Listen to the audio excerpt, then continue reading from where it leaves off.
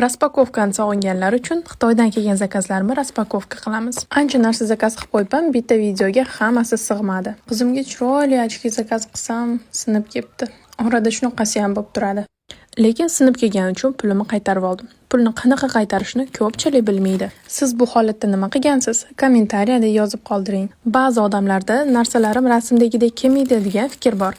Aynan ishonmaydiganlar uchun rasmlari bilan qo'yib ketdim. Hamma narsani to'g'ri tanlashni bilganim uchun doim tovarlarim zo'r keladi. Xitoyda mana shu sredstvani hamma chirklarni tozalab yaltiratib beradi deb reklama qilishibdi.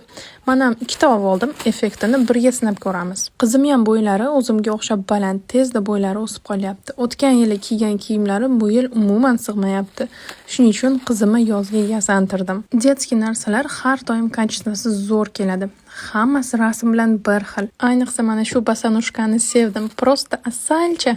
Qizimga развивающий игрушка olsam, bittada yasab qo'ydi. Hayron qoldim. Qiyinroq o'yinchoqlar olishim kerak ekan. Yozda ovqatlarni ustiga yopib qo'yadigan narsa topib oldim. Juda ham kerakli narsa ekan.